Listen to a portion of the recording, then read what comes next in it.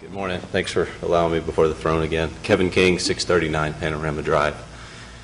As always, every grant that we go get, and I've asked before, and we're in this predicament because I think Commissioner McGinnis agrees 30, 40, 50 years ago we've accepted a federal grant, and now we have to implement all these things. So now it's our responsibility. And I would just, my questions would be, what are we on the hook for again in the grant language? Because it's going to be a federal grant. It's just an extension, a state extension of federal money, the CWWB, I believe. And then secondly would be, so we have a big retention pond and we have a big flooding event. Does it solve the problem? Does it stop it? And then thirdly is just, is there something to funnel or pipes that are going to be placed underneath the interstate to keep it from flooding the interstate? That would be my questions for the board. Okay. Kevin, don't run away because I think I got your first question. Julie, would you answer the second two regarding the construction? I can answer the construction pieces and the mitigation part of it. Connie probably should answer the grant agreement question. In regards to what will be constructed, a large earthen berm will be constructed. Will be constructed just north of I-70 in this area here, Kevin, up in this general area. And then we won't be adjusting the size of the pipes underneath I-70, but what will happen is with that size of the pond, it'll slow the water down, and then it released it at a rate that water could stay in those pipes going under I-70 as opposed to coming out and going over the top of I-70. And it's being sized for a 100-year storm event, which is a very large storm event. We've actually probably never had a 100-year storm event on that wash in the times that we've been working on it and monitoring the flows through there. So is that spot that you're picking out, is that 521? Whose drainage district would that be? Well, it's Mesa County jurisdiction. It's also within the 521 boundary, and it's just north of the Grand Valley Drainage District's boundary. So and I believe it impacts Palisade as well, doesn't it? Go into the community of Palisade. And actually, Palisade's quite a little bit further, a few miles further east from this project. However, it affects their ability to get back and forth between Grand Junction. I mean, it is in, there are portions that are in Palisade, but it's still the county jurisdiction of Palisade. It's not the town of Palisade. And yes, by constructing this detention pond and keeping it maintained as we will, it does reduce the flooding that is happening on the private property. That is the purpose of the design and the project. And so if we open this can of worms with this location, are there other locations that are the same thing are happening? You know, yes, there are. The City of Grand Junction just recently constructed the Leech Creek Detention Pond, which is up north of the airport. There's a detention pond on Indian Wash that was constructed back in the 60s and 70s timeframe. We do have a number of these detention ponds we've been working on over time, which is one of the needs that we do have here in the Valley to fund, is the continuing to build ponds like these on our natural washes. So how many more projects are in off the top of planning? My head, I don't know for sure. I mean, we've identified a handful of 3 or 4 immediate projects that if funding ever became available for them, we'd jump on right away. But we need to do some more detailed planning and studying on the additional drainages. We've got 29 named natural washes that come through the Grand Valley. Would they all require federal grant money? At the current status of our funding, yes. Okay, so Kevin, I've gone through the grant agreement prior to today's meeting, and I just pulled it up just to see. I thought it was a pretty standard agreement. We're going to give you money, you're going to match the funds, you're going to complete the project, and we're going to make sure you complete the project. You need to have all licenses, permits, workers' comp, liability insurance, all of that stuff. If we don't do the work in workman-like manner, they can come back for their money. I didn't see anything that really stuck out to me as a problem. Is there something specific, I mean, other than the fact we're taking federal money? You're probably reading the state version of it, but then the state is on the hook too as well with the federal version. So I was just hoping you would read the federal version. Sometimes there's some Generally- disconnect between that language to the state? Generally, if there are federal ties to it, like there are with many of our CDOT grants, it will be part of this grant agreement. I didn't see that here. In fact, I was pleasantly surprised to see that this grant agreement looked very much like our energy impact grants, which are pretty forward, we'll give you the money, you do the work, you maintain afterwards, and we're gone. So I would be surprised, I guess I would be surprised if there were federal things that needed to be attached. It should have been attached when it was sent to me.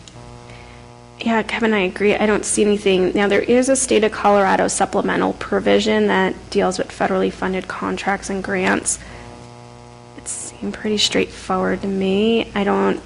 Is there something specific I should be looking for that causes you concern?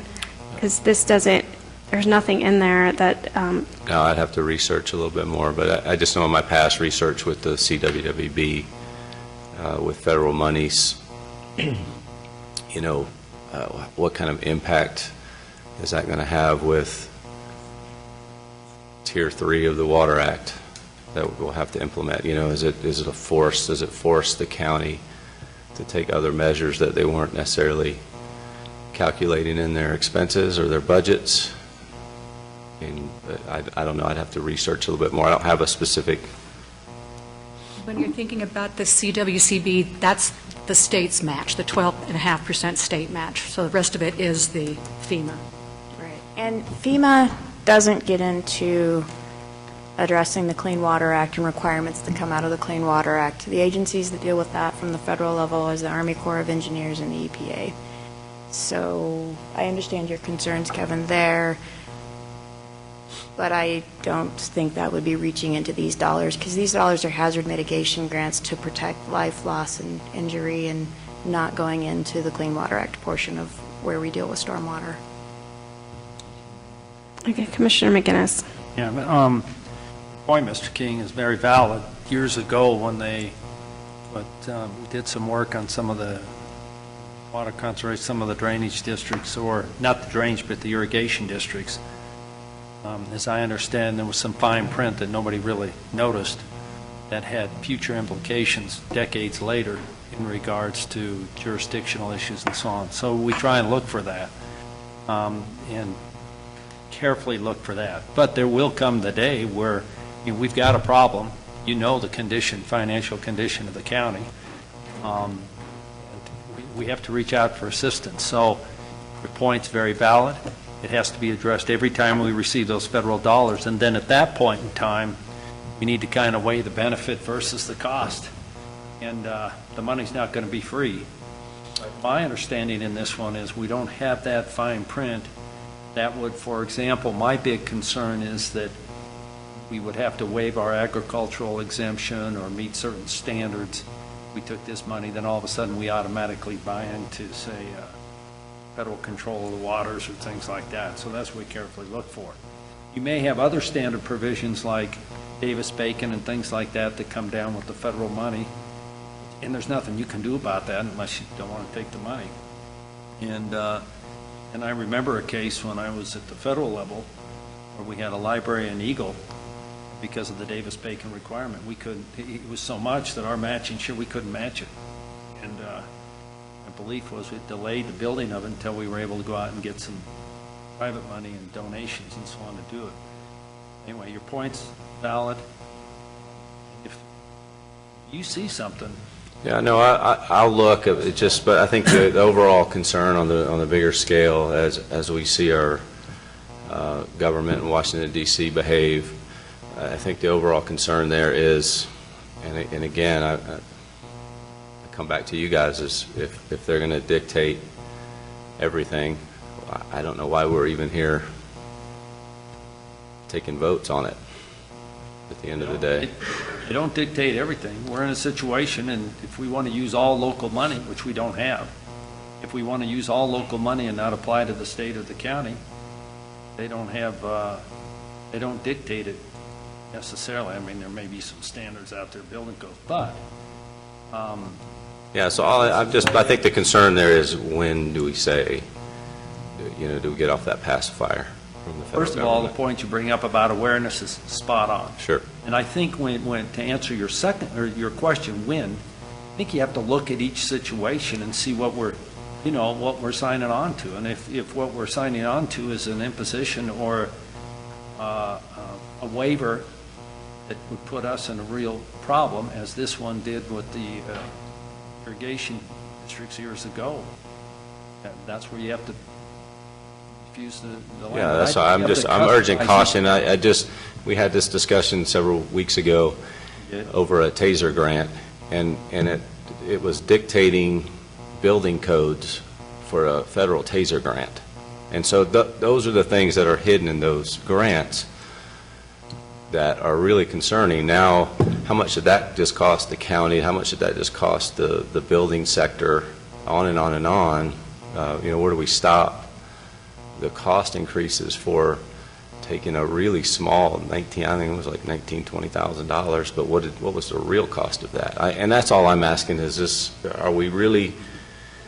the county taking and looking at it at that level of what does this really cost at the end of the day? Are we really doing that kind of cost analysis when we take what looks like a really small amount of money from the federal government or even the state that's taking it from the federal government, and what's the true cost?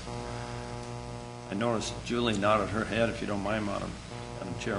From your viewpoint, you do the day-to-day dealing. Let's talk about that. It's a We valid do. point. And we do take a very hard look at any ties that are tied to any of our grant agreements. And fortunately, this is one of those grant streams that doesn't have those fine details tied to it. And so we as staff feel this is a very safe source of money to take. The pool of money really originally came from when we had the floods on the Front Range in September 2013. FEMA came in with a number of mitigation dollars. Not all of them were used by the Front Range. We applied through our project in the hoop, and we got it. And we're not going to be able to construct projects like this with the limited capital dollars that we do have if we're not going out and securing grants like these. And certainly our legal department has reviewed it. I mean, nothing goes, just, we have our experience, staff has our experience, we feel pretty comfortable, but we also let legal look at it to give us any red flags maybe we've missed, and of course you yourself, Commissioner. And I was just going to say, Kevin, so on that TASER example, because you did bring it forward to us, we continued that item for a week. We did look into it, and it seemed that any of the strings, for lack of a better word, that were attached to that grant were things we were already doing, so there was no additional cost to the county. We're already meeting all of those expectations. So we did evaluate that, because if the cost of the county would have been much more than the $19,000 grant, we would not have taken it. So I don't know if that helps you. I have kind of a reciprocal question for you, though. I mean, so these stormwaters are coming off of federal lands, and the federal government doesn't pay us a penny for them, and all the damage and destruction is basically put in the laps of the counties and say, well, you're going to have to deal with us. We're not going to pay you for it. So if there's a grant like this, that is a federal grant, that we could get some money out of the federal government for something that really should be their responsibility to begin with, do you think philosophically that we shouldn't be taking grants? I mean, isn't it just a way around getting out? I understand where you're going with that question.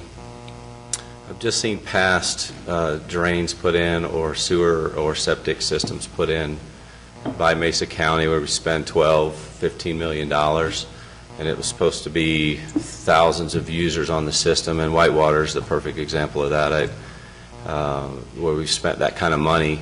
And we have, I think when Cora requested the documents on there, I think there's $1,000 of revenue coming in for a system we spent millions of dollars for. And so when I see those kind of situations arise, it throws red flags for anything that we start digging in the dirt for a necessity. So that, so that is a red flag. The federal government overreach is another huge red flag. And I think your question goes back to, if they're not going to take care of it, then let us take care of the land. And so that puts us right back to what we've been battling for several years now with the BLM and Forest Service and all these people, the Department of Interior.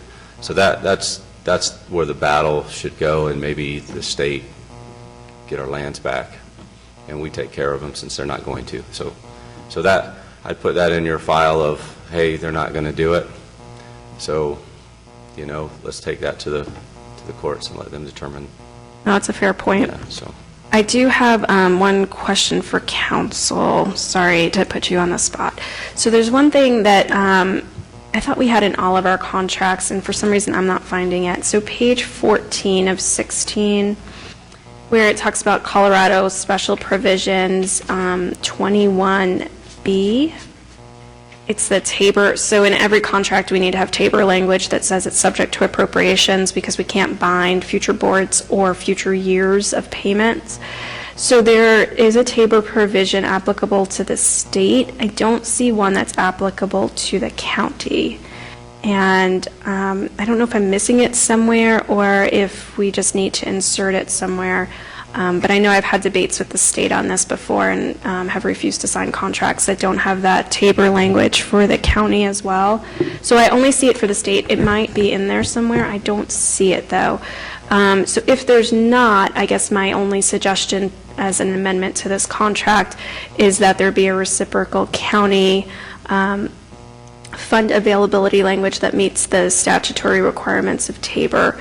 So basically what it says is fund availability, the financial obligations of the state payable after the current fiscal year contingent upon funds for that purpose being appropriated, budgeted, and otherwise made available. It should be for financial obligations of the state and the county. And I don't know if that has to be a separate section or how we go about amending that, but that amendment does need to be in there. Excuse me, Madam Chair, what specific provision are you looking Okay, at? so page 14 of 16, paragraph 21B, says Colorado Special Provisions is the heading, and B is fund availability.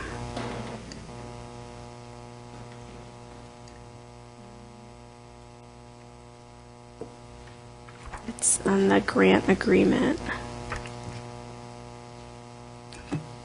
Madam Chair, off the top of my head, I can't specifically look through Sure. this. I can certainly, if you would like to table this, I can get back to see if there is a corresponding provision within this contract from the county. When I reviewed this, I didn't see any issues with it. But let me search for that, see if there's a corresponding provision. Okay, no, that would be great. I am sure, I mean, it's standard that we would have a provision in there for us, but sometimes in these state grants, I find that the state protects themselves and then they forget about us. And so we need to have a reciprocal. So what is your recommendation then? When you say table it so that you can take a look to make sure we're protected, are you saying not to vote on it today or vote on it subject to the inclusion, if it's not there, of that provision? And I guess if the state gives us a hard time, then they can come back to hearing. I think you could vote on it subject to confirmation that the TABOR language isn't going to be a prohibition or a problem for us. Okay. I'm comfortable that I don't foresee that it would be, and I don't know that if we want to hold this up or if there's timelines that need to be met in terms of getting the process started. Okay. And so Kevin, just for your information, sometimes that's it. Making sure that that language is in there always gives us the ability down the line if something were to happen or if we were to see some fine print that we hadn't agreed to originally, it kind of gives us the ability to not appropriate the funds and not violate any of the grant agreement. So that's partially why I want to make sure it's in there. All right. Any other comments, Commissioner Justman? The one picture that we had there, Julia, when we took that tour that day, wasn't that one residence flooded like twice in 60 days or 90 days? That's correct, it was. This huge amount of water, but the pond is on BLM property. The pond is partially There's a on property proposed owned by pond. Mesa County as well as BLM. It's about half on BLM and half on Mesa County. But this goes on and up and down the river. I mean, No, I understand, but we had a big mudslide up in Colburn. Did we put a big retainage pond in up there? I mean, Pond up at well, top. everything I'm hearing on that study is it's going to it's flood on the Forest waters. Service property, I believe. It was whose? I said, I believe that pond, that slide on top is on Forest Service property. No, I understand that, but we're talking about the same thing, right? Isn't the Book Cliffs owned by the federal government? So, similar But the water scenario. comes off the public lands upstream from us, And that's been my concern is, as all these pollutants get defined that that we could be, or the county or the city need to clean up, how much of it came downstream in the Colorado River, yet the feds seem to have no responsibility for anything, but they can come up with the regulations, and maybe that's why when this has been ongoing for 3 years, the drainage district, and Julie has attended those meetings, they don't have the standards in place yet, and I wonder why sometimes, because where are you going to put it? How are you going to do it? And you look at, I mean, I guess this is on the Mississippi, but we just saw the flooding on the Mississippi. They don't have issues like we have? What are they doing? That's my question. Kevin, do you have anything else to add? No, well, I would just ask, maybe table it and let me look at the grant for over the next week, and I can email you guys any concerns that I might have. So I would just ask that, and whether or not you accept that, but that would be what I would ask. Thank you. Thanks. Julie, what would the timing, how would it affect the timing of your grant if we were to hold it off for one more week? It should be okay. Okay, and we can put it on consent unless there's an issue on Monday's hearing. Do you have any objection, Commissioner McGinnis? Well, I don't have any objection as long as now, a week from now, I mean, lay out the time deadlines for us, because there's a lot of different scenarios. There's hundreds of different scenarios you can come up with something. And if in the process of addressing each and every one of those, we miss a deadline, I want us to be aware of when that deadline approaches and what the consequences are if we miss that deadline. So I don't just want to, off the shoot from the hip and say, well, let's extend it here and extend it there. This is a major project. It has a lot of importance to private property. The questions that were just asked were very legitimate questions, but I don't want to get taken off our primary mission here. I've heard from some of those, one of them, property owners and so on, so let's just be very clear what our time limits are and what the consequences are if we miss a time deadline. We need to be under contract with a consultant to start the design work as soon as possible. And the construction needs to be completed by March of 2018. I know that sounds like a ways out, but for a project like this, it isn't. And Right. so we need to have a design done this year, most definitely. We need, So yeah. a week or two's not going to, but if it goes much beyond, I just Yes. want us all to be aware of this and conscious that we, I mean, ideally, what we will do as staff is, assuming we're going to proceed forward with this grant, go ahead and start soliciting statement of qualifications for engineering firms. Obviously, we wouldn't enter under contract until we know for sure commissioners are comfortable with the grant. But if we can get that ball rolling while you're waiting another week to just confirm that there's not any other concerns out there.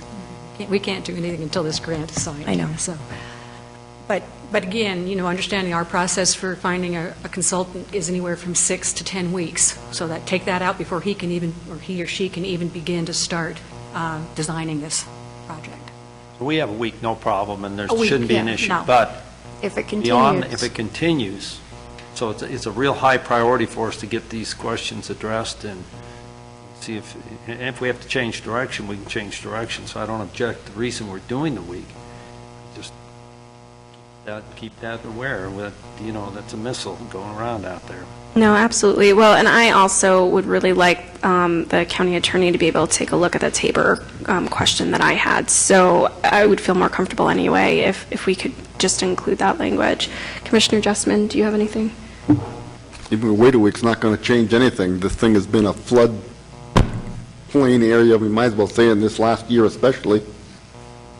I think that area there got, within 60 days or 90 days or less, it got 2 major floods. I think Commissioner McGinnis has a video coming off of the Book Cliffs, and if it's in this location when it ran across I-70, so we're aware of this, and we need to, moving forward, to fix it.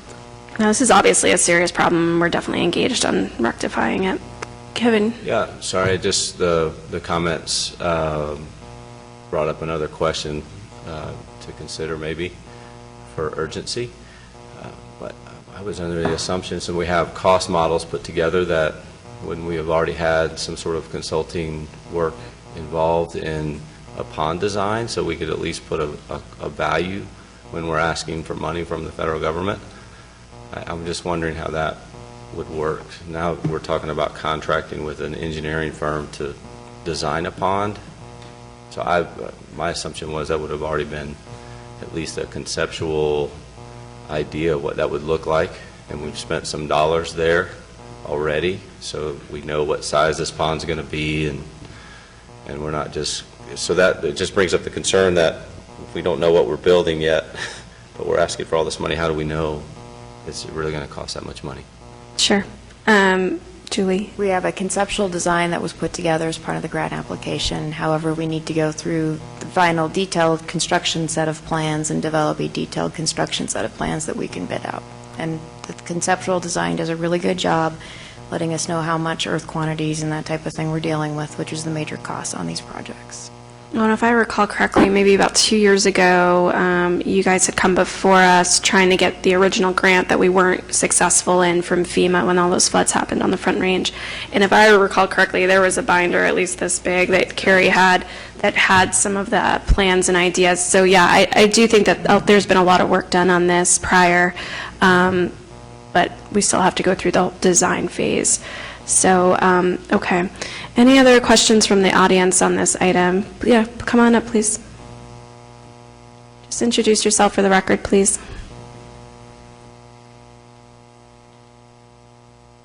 My name is Stuart Gardner. I'm a drainage engineer with CDOT and at 606 South 9th. I've been kind of monitoring the Bosley Wash for over 15 years now and working with Julie and Carrie and their predecessors and compatriots and whatnot, and we support this. I think it's a good idea. Part of it, the outlet structure for the pond will have to be built partly in CDOT right-of-way, and we're going to do everything we can to facilitate that.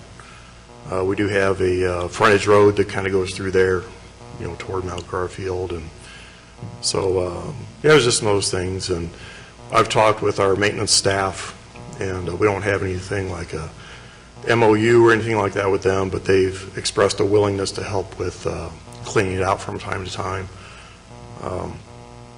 By and large, the interstate crossing there, out of the dozens of drainage / debris flow structures I have in my region, it works about the best. Of all the ones we have, every flood we've had out there, it's clean as a whistle afterward, and which is unfortunate for the people who live downstream, because that means that everything's just scooting on through and the interstate's not acting as a very big barrier. It's acting some, but I just wanted to voice my support for this and the department's support for it. We don't have much of a dog in this fight. We're not supporting it financially, but we're going to do what we can to help out. I don't know if you have anything for me or whatnot, but Okay. but yeah, I've looked at the design, you know, it's come out so far, and it's a good design. And Thank you. Commissioner Justman, any I questions? don't have any questions. Commissioner McGinnis? No question. Okay. Well, we really appreciate you coming up and representing the Department of Transportation for the state. We appreciate that. And, you know, we've been great partners, and we really appreciate that partnership. Again, I just want to bring out, you know, there was a fatality involved in this situation, and there has been a lot of property damage. So we do need to do something, but we just want to make sure we're going about it in the best way. So thank you very much for your support. Anyone else in the audience that would like to comment on this item? Okay.